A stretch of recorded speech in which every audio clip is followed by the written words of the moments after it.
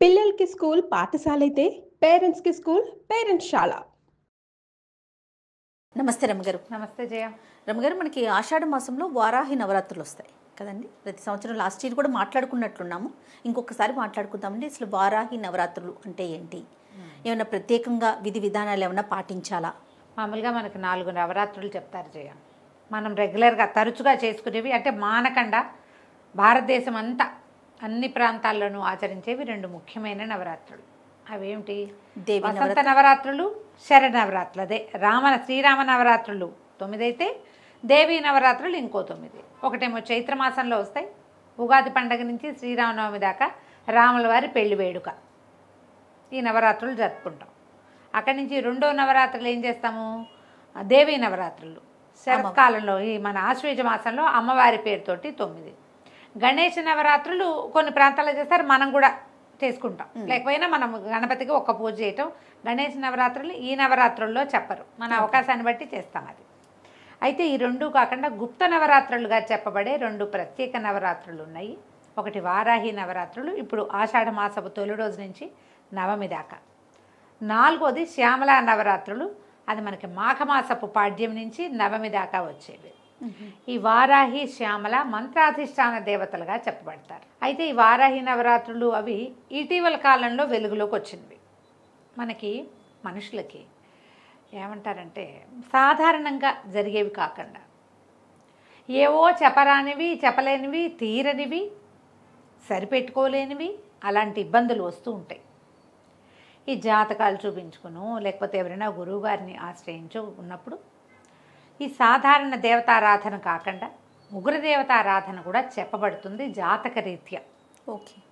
అట్లా రేర్గా అప్పుడప్పుడు ఇది చదువుకోండి అని చెప్పబడే విషయాల్లో దశమహావిద్యలు ప్రత్యేకమైనవి.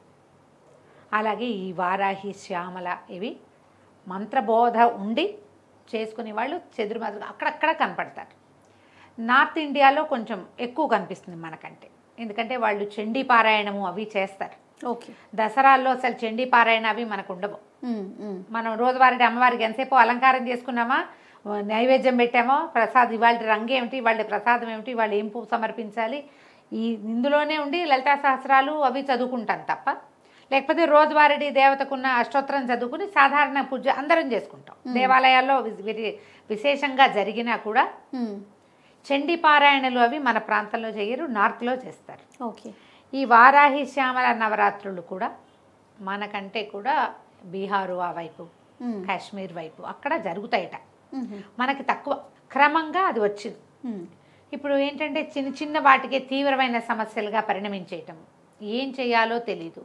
రోజువారీ ఎన్ని పూజలు చేసినా సాటిస్ఫాక్షన్ లభించకపోవటం లేదా సమస్య తీరకపోవటం. అలాంటప్పుడు ఇట్లా ఒక దేవతని ఆరాధించి బోధతోటే, ఇదేం సొంతంగా ఎవరు మొదలు పెట్టుకోరు, ఎవరైనా చెప్తారు గురువు. ఇప్పుడు మనం చెప్పాము, కొంతమంది స్టార్ట్ చేసుకుంటారు.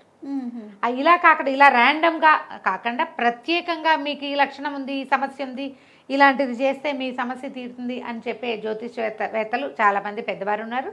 ఇటీవల కాలంలో అది పెరిగింది. అందుచేత విరివిగానే మనం శ్యామలా నవరాత్రుల్ని, వారాహి నవరాత్రుల్ని చూస్తున్నాం. ఓకే. యాక్చువల్గా ఆషాఢ మాసం మనకి అమ్మవారి ఆరాధన మన ప్రాంతాల్లో ఉన్నది. ఏం చేస్తాం, తెలంగాణ ప్రాంతంలో అమ్మవారికి బోనాలు సమర్పిస్తారు. ఇది అమ్మవారు పుట్టింటికి వచ్చే కాలంగా భావిస్తారు. ఈ లెక్కతోటి ఇక్కడ జరుపుతాం. దాని సంగతి మళ్ళీ చెప్తాం. ఇప్పుడు మనం వారాహి దగ్గరికి వద్దాం. ఈ వారాహి దేవత సప్తమాతృకలలో ఒకరు. నిరుడు కూడా ఇంచుమించు ఇదే మ్యాటరే చెప్పాం. అవునండి. అయితే ఈ సప్తమాతృకల మాతృక అంటే తల్లి. ఈవిడ ప్రత్యేకంగా మన ఆహారము, మన ఆవాసాన్ని చూస్తుంది వారాహి. మనకి వారాహి అనగానే ఆదివరాహమూర్తి తడుతున్నాడు కదా. ఆ శ్రీమన్నారాయణుడి దశావతారాల్లో ఒకటైనటువంటి ఆదివరాహమూర్తి ఆయన యొక్క స్త్రీ రూపంగా చెప్తారు. ఒకటి. రెండోది, మనకి లలితా సహస్రనామంలో అమ్మవారికి మంత్రులుగా అంటే ఆమె పరివార శక్తుల్లో ప్రధాన శక్తిగా వారాహిని చెప్తారు. మనం కాంచీపురం కనుక తరచుగా వెళ్ళేవాళ్ళు ఒకసారి వెళ్ళినా గమనించండి, కంచిలో కామాక్షి అమ్మవారికి కుడివైపుగా మనం ఇట్లా నిలబడితే ఇటువైపు కనపడతారు, వారాహి అమ్మ కనిపిస్తారు. వారాహి విగ్రహం ఉంది అక్కడ. అక్కడ ప్రత్యేకంగా ఏం పూజ చేస్తారు అనేది వాళ్ళు ఏదో తమిళ్లో చెప్పినా నాకు పెద్దగా అర్థం కాలేదనుకో, కానీ వారాహి అమ్మ దగ్గర తీర్థం పుచ్చుకుంటాం మనం లోపలికి వెళ్తే మనం బయట నుంచి దర్శనం చేసుకొస్తే బయటికే వెళ్తాం. ఏ అభిషేకానికో డబ్బులు కట్టిన వాళ్ళు అవకాశం ఉండి లోపల అంతరాలయ దర్శనానికి కనుక వెళ్తే వారాహి అమ్మవారితోటి కామాక్షితో పాటుగా యువతల ఆమె లోపల ఉంటారు కదా, పెద్ద తల్లి లోపల ఉంటుంది. అంతరాలయం లోపలే కామాక్షి కూడా కనిపిస్తారు, వారాహి కూడా కనిపిస్తారు. అదే వారాహిదేవి కూడా కనిపిస్తారు, ప్రత్యేకంగానే కనిపిస్తారు. ఇప్పుడు ఈ వారాహి మనకి అన్నము ఆవాసము ఇస్తుంది. ఈ ఆదివరాహమూర్తి మనకేమిచ్చాడు? ప్రపంచానికి భూమిని ఉద్ధరించాడు. మనం ఏదైనా ఇల్లు వాకిలి కొనుక్కోవాలంటే ఏం చేయాలంటే ఆదివరాహ స్వామిని కొలుస్తాం. వారాహిని కొలిసినా మనకు అది లభిస్తుంది. ఆహారము ఆవాసము, మనం ఇల్లు కావాలన్నా తిండి అంటే మనకి తరతరాలుకి సరిపడే అంత మనకి ఇది కావాలన్నా కూడా పంటలు పాడి పంటలు వ్యవహారాల్లో ఆహారం అంటే పంటలే కదా. అవునవును. వీటికి సంబంధించి వారాహిని ఆరాధిస్తే మంచి అవకాశం లభిస్తుంది. ఆడపిల్లలు అత్తారిళ్లలో కుదురుకోలేకుండా ఉంటారు, వాళ్ళకి కూడా వారాహి పనిచేస్తుంది. ఈ అమ్మవారిని ప్రత్యేక ఆరాధన విషయాలు ఎలా ఉన్నా సరే ఇప్పుడు మనం అవన్నీ చేయలేం. సింపుల్ ఆరాధన చెప్తాను, నేను కూడా చేసేదే. ఈ ఆషాఢ శుద్ధ పాడ్యమి రోజున మీకు కుదిరితే ఏదైనా ఒక చిన్న ఫోటో పెట్టుకోండి. ఫోటో పెట్టుకోకపోయినా పర్వాలేదు, దొరికితే పెట్టుకోవచ్చు. దొరికితే చిన్న ఫోటో పెట్టుకోండి, పసుపు బొట్టు గంధము బొట్టు పెట్టండి, దీపారాధన చేయండి. వారాహికి సంబంధించిన బోలెడన్ని స్తోత్రాలు దొరుకుతున్నాయి. రోజువారీ పూజలోనే ఆమె కోసం ఆ స్తోత్రం చదువుకోండి. ఈ 10 రోజులు ఒక నియమం పెట్టుకోండి. 10 అంటున్నా కానీ 9 రోజులు ఒక నియమం ఉంచుకోండి. 9 రోజులు మీరు వెజిటేరియన్స్ అయితే ఒక పొద్దో, లేకపోతే ఉల్లిపాయ వెల్లుల్లిపాయ తినకపోవటము, ఓకే, తెల్లవారే దీపం పెట్టడము, ఇవన్నీ అని చెప్పట్లేదమ్మా, అన్నీ చేయగలిగితే మహత్తరంగా ఉంటుంది. ఏదో ఒక నియమం పెట్టుకోండి. ఈ 9 రోజులు ప్రత్యేక పూజా విధానం ఉంది కదా, 9 రోజులు నియమం పెట్టుకోండి. ప్రతిరోజు అన్న నివేదన, ఇది ఒక నియమం. ప్రతిరోజు పానకము పెసరపప్పు వడపప్పు నానబెట్టి పెట్టటము, రోజు ఒక కొబ్బరికాయ కొట్టడము, రోజు ఒక ముత్తైదువుకి బొట్టు పెట్టి తాంబూలం ఇవ్వటం. అమ్మవారి పెక్కి ఒక తాంబూలాన్ని సమర్పించి ఆ తాంబూలాన్ని సాయంకాలం లోపల ఎవరైనా ఒక ముత్తైదువుకి బొట్టు పెట్టి ఇవ్వటం. రోజు ఒకరికే ఇచ్చినా పర్వాలేదమ్మా, ఏం తప్పులేదు. ఓకే, ఇలాగా ఇక అక్కడి నుంచి ఇవి ద్వాదశ నామావళి ఉంది. వారాహి ద్వాదశ నామావళి చాలా సింపుల్గా మనకి స్తోత్ర నిధి వాటిలలో దొరికేస్తుంది. సింపుల్గా ఉంటుంది. చిన్న స్తోత్రం కూడా ద్వాదశ నామ స్తోత్రము లభిస్తుంది, ద్వాదశ నామావళి లభిస్తుంది. ఒక పెద్ద గంట సేపు చేయలేకపోయినా కూడా ఇలా చేసుకోవచ్చు. చాలా సింపుల్, అది చదువుకోండి. ఓకే, అమ్మవారికి కుంకుమ ఇంతంత పోసేయకండి, ఒక్క చిటిక కుంకుమ పట్టుకుని ఇట్లా పట్టుకోవటం. మీ స్తోత్రం పూర్తయ్యాక అది సమర్పించి దండం పెట్టుకోండి. మీరు వండే అన్నం, మీరు పెట్టే భోజన ఖర్చుతో భోజనం ఎంత అన్నం పెడతారో దానికి ఈ పూజకి సరిపోతుంది. బాగా చేయదలుచుకుంటే ఇంకా మీ ఇష్టం. మీరు ప్రతిరోజు చాలామందికి భోజనం పెడతా, ఇంతంత ప్రసాదం ఉండి అందరికీ పెడతానంటే అవన్నీ మీ ఇష్టం. అన్న నివేదన చాలా మంచిది. అమ్మవారికి పానకము వడపప్పు పెట్టుకోవచ్చు, ఏవైనా ఫలాలు నివేదించుకోవచ్చు. 2 పూటలా చేయగలిగితే కూడా మంచిదే. అదే స్తోత్రం 9 రోజులు చేసుకోండి. ఇట్లా ఏది ఏమైనా మన శక్తి మేర, ఇంకంతే మన శక్తి మేర చేసుకోవటము. కాకపోతే ఏంటంటే ఎప్పుడైనా సరే మనము 9 రోజులు దీక్షగా ఏదైనా ఒక విషయం పూజించదలుచుకున్నామంటే నియమం పెట్టుకోవటం చాలా మంచిది. అవసరం అంటల్లా నేను, మంచిది. నియమాలు పెట్టుకుని చేయగలిగే వాళ్ళు వాళ్ళ దారిని వాళ్ళు చేసుకుంటారు. ఇదేదో బాగుంటుందిట చేద్దాము అని అనిపిస్తే చేసుకోండి. 9 రోజులు దీపం పెట్టడము, రోజు మామూలుగా రోజువారీ దీపం పెట్టే అలవాట్లేదు, ఈ 9 డేస్ పెట్టండి.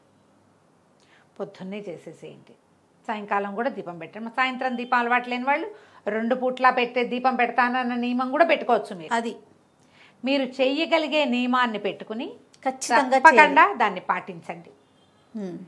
మీకు వారాహితో పాటు ఆమెను మీ కొలవాలన్న మీ దృక్పథం ఉంది కదా, అది మీకు ఎనర్జీ కింద ఫామ్ అవుతుంది. ఎప్పుడు ఇంతే పద్ధతి. దేనికైనా మన దసరా నవరాత్రుల్లో కూడా అంతే పెద్ద పెద్దగా చేయగలుగుతాం, చేయలేము. దేవాలయ సందర్శనం కూడా చేయొచ్చు. మనకి సమీపంలో వారాహి దేవాలయాలు తక్కువే కనపడతాయి. అవునండి కదా. నేను వారాహి దేవాలయాన్ని ఎక్కడ చూశానంటే రామకృష్ణాపురంలో, ఆర్కేపురం అంటే ఇక్కడ దిల్సుఖ్ నగర్ అవి దాటాక, కావాలంటే మ్యాప్లో చూడండి. 2 పీఠాలు ఉన్నాయి పక్క పక్కనే. వారాహి ప్రత్యంగిర పక్క పక్కనే ఉన్న దేవస్థానం ఒకటి. అమ్మవార్లు ఇద్దరు ఇట్లా చక్కగా ఎంత బాగున్నాయో జయ విగ్రహాలు. పరమాద్భుతంగా ఉన్నాయి. పురాతన ఆలయమేనా? కాదు, ఇటీవల కాలంలోనే నిర్మించబడింది అది. ఎప్పటి నుంచో అక్కడ ఉంది ఒక సంస్థ, చాలా కాలంగా, ఒక 30 ఏళ్ళుగానో 40 ఏళ్ళుగానో ఉంది. పక్కనున్న ఆలయంలో అమ్మవారు ప్రత్యంగిరగా కనపడతారు. ప్రత్యంగిర అంటే నరసింహముఖం, స్త్రీ స్వరూపం, ప్రత్యేకంగా ఉంటుంది. మీకు అవకాశం ఉంటే చూడండి, ఈ 10 రోజుల్లో చూస్తారో, తర్వాత ఎప్పుడైనా అవకాశం ఉంటే చూస్తారో మీ ఇష్టం. రెండు పక్కపక్కనే ఉన్నాయి. రామకృష్ణాపురం వరకు ఖచ్చితంగా చెప్పగలను. ప్రత్యంగిర ఆలయం కమాన్ లాగా ఒకటి కనపడుతుంది, అందులోపలికి వెళ్తే మనం ఈజీగానే పట్టుకోవచ్చు. మ్యాప్లో దొరుకుతుంది, అంతే, ట్రై చేయండి. 2 సంస్థలు పక్కపక్కనే ఉన్నాయి. 2 చోట్ల విశేషమైన అర్చన ఉంది, అద్భుతమైన దర్శనాలు ఉన్నాయి. చాలా బాగుంది. చిన్న చిన్నవి ఇవి, చూడ్డానికి చాలా బాగుంది. ఇంకా ఎక్కడైనా మీ ఇంటి చుట్టుపక్కల పురాతన ఆలయాల్లో ఎక్కడైనా వారాహి స్వరూపం అమ్మవారి దేవాలయాల్లో ఉంటే కనుక, ఇంకొక వారాహి దేవాలయం ఎక్కడ చూశానంటే నేను, ఇది హెచ్ఎంటీ ఆఫీసర్స్ కాలనీ సికింద్రాబాద్. అక్కడ కూడా ఒక మఠం వారి ఆధ్వర్యంలో సింహవారాహి అమ్మవారు ఇంతున్నారు. చాలా బాగుంది. చిట్టి దేవాలయమే కానీ అమ్మవారు మంచి కళగా చాలా పవర్ఫుల్గా కనపడ్డారు. అక్కడ ఏవో హోమాలు అవి జరుగుతాయి. ఇప్పుడు నేను చెప్పిన ఇక్కడ కూడా రామకృష్ణాపురంలో కూడా హోమాలు అవి విశేషంగా జరుగుతాయి. అవకాశం ఉంటే చూడండి, ఏం లేదు. మీరు చేయదలుచుకుంటే ఈ 9 రోజుల్లో ఏదో ఒక్క రోజైనా చేసుకోండి. పాజిటివ్ ఎనర్జీ, అంతకంటే ఏం లేదు. ఇంక మనకి మంచిది. జాతక దోషాలు ఏమైనా ఉంటే, పిల్లలకి పెళ్ళిళ్ళు కాకపోయినా, ఆడపిల్లలు అత్తవారిళ్లలో ఇబ్బంది పడుతున్నా, అబ్బాయిలు అత్తవారిళ్లలో ఇబ్బంది పడుతున్నా చేసుకోవచ్చు.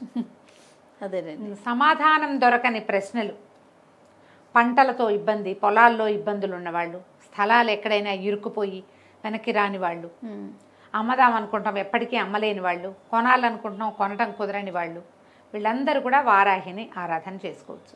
వారాహి ఆరాధన సంవత్సరం అంతా చేసుకోవచ్చు మనం కావాలనుకుంటే.